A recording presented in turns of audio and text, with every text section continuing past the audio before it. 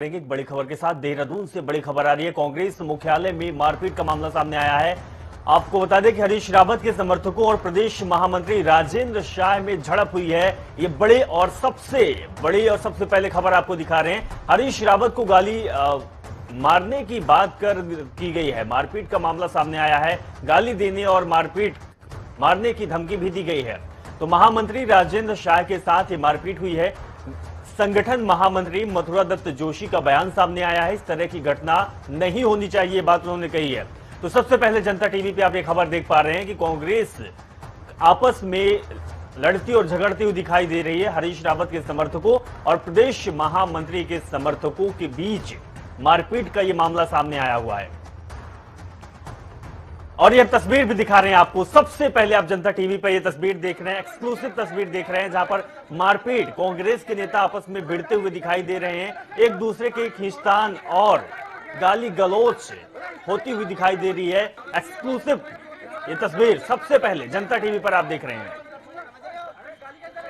तो हरीश रावत के समर्थकों और प्रदेश महामंत्री के समर्थकों के बीच यह मारपीट का मामला है, गाली गलौच है। तो एक तरफ दिल्ली में हाईकमान कांग्रेस के बड़े नेताओं की मीटिंग कर रहे हैं, जो डैमेज कंट्रोल उसको सुधारने की कोशिश में लगे हुए हैं, और दूसरी तरफ देहरादून में यह तस्वीर सामने आ रही है, जहां पर कांग्रेस के नेता और आपस में भिड़ते हुए दिखाई दे रहे हैं, एक दूसरे को गाली गलौच कर रहे हैं और मारने की धमकी भी दे रहे हैं। तो सबसे पहले यह तस्वीर आप देख रहे हैं जनता टीवी पर, एक्सक्लूसिव तस्वीर हम आपको दिखा रहे हैं। आपस में लड़ते हुए दिखाई दे रहे हैं और दूसरी तरफ दिल्ली में मीटिंग चल रही है कांग्रेस के बड़े नेताओं की, चाहे हरीश रावत की बात की जाए, प्रदेश अध्यक्ष गणेश गोदियाल की बात की जाए। हमारे साथ हमारे संवाददाता अजीत कांबोज जुड़े हुए हैं, उनके पास चलेंगे। अजीत, जिस तरीके की तस्वीर हम दर्शकों को दिखा रहे हैं, बेहद ही वो अलग तस्वीर है, क्योंकि एक तरफ डैमेज कंट्रोल की बात की जाती है, दिल्ली में मीटिंग चल रही है, आला कमान मीटिंग कर रहा है, दूसरी तरफ कांग्रेस के नेता ही आपस में भिड़ते हुए दिखाई दे रहे हैं। बिल्कुल, आपने ठीक कहा। उत्तराखंड कांग्रेस से आज की सबसे बड़ी खबर है कि एक तरफ जो कांग्रेस का शीर्ष नेतृत्व है वो सभी गुटों को एकजुट करके सभी चुनाव से पहले सब में एक समरसता बनाने की कोशिश कर रहा है। वहीं दूसरी तरफ कांग्रेस भवन में प्रदेश महामंत्री राजेंद्र शाह के साथ मारपीट हुई है, जिसके वीडियो सबसे पहले जनता टीवी दिखाने का काम कर रहा है। और जिस तरह की घटना सामने आई है उसके बाद से ही राजनीतिक गलियारों में ये चर्चा भी तेज हो गई है कि गुटबाजी अब सड़क से निकलकर सीधे तौर पर कांग्रेस भवन से होती हुई दिल्ली तक पहुंच चुकी है और तमाम तरह की जो अटकलें थी वो क्लियर हो चुकी है कि गुटबाजी इतनी भी हल्की नहीं है कि वो आसानी से सुलझ जाए। मारपीट जैसी घटना होना वो भी कांग्रेस भवन के भीतर, ये साफ जाहिर कर रहा है कि कितने गहरी चोटें लगी हैं यहाँ पर कार्यकर्ताओं को, कि वो खुलकर अपने समर्थक या अपने नेता को लेकर लड़ने तक को तैयार हैं। और इसकी बानगी है कि आज कांग्रेस भवन के भीतर मारपीट हुई है, प्रदेश महामंत्री राजेंद्र शाह को पीटा गया है और वो साफ तस्वीरों में भी नजर आ रहा है।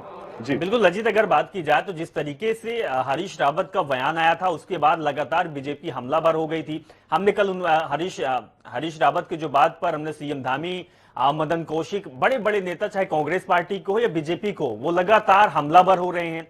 कहीं ना कहीं कांग्रेस की किरकिरी हो रही है। चुनाव के समय इस तरीके की घटना होना कांग्रेस पार्टी को कितना कह सकते हैं कि कितना क्षति पहुंचा सकती है, क्योंकि एक तरफ सुधारने की बात है, दूसरी तरफ ये सारे नए नए मुद्दे आ रहे हैं। अजीत,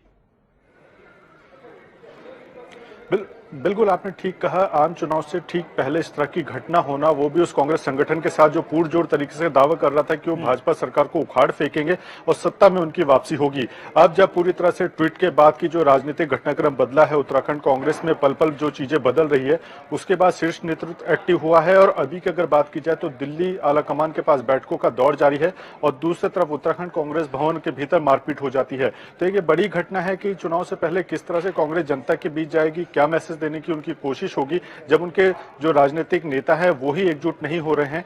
खुद हम आपसे ये समझना चाहेंगे कि जिस तरीके से कांग्रेस खेमे में बढ़ती हुई दिखाई दे रही है, चाहे वो देवेंद्र की बात की जाए, चाहे वो प्रीतम सिंह की बात की जाए या हरीश रावत की बात की जाए, और नए सदस्य भी अब आ चुके हैं, क्या इसको कंट्रोल करने वाला प्रदेश में कोई नहीं है? और चुनाव के समय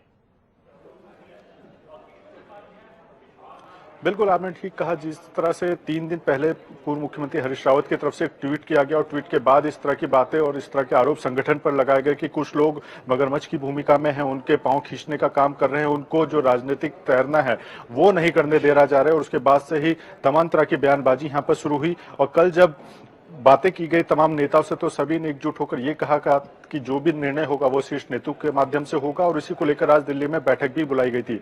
और एक तरफ बैठक का आयोजन किया जा रहा है और वहीं राजधानी देहरादून में जो कांग्रेस भवन है उसमें मारपीट हो जाती है समर्थकों के बीच। तो तमाम तरह की बातें अब उठने लगी हैं कि गुटबाजी इतनी ज्यादा बिल्कुल हावी अजीत हो जी कह चुकी सकते है। हैं कि अगर कांग्रेस इन चीजों को कंट्रोल नहीं कर पाती है तो आगामी चुनाव में इसका खामियाजा भी कांग्रेस पार्टी को भुगतना पड़ सकता है। अजीत, बहुत बहुत शुक्रिया तमाम जानकारी साझा करने के लिए और एक्सक्लूसिव तस्वीर दिखाने के लिए।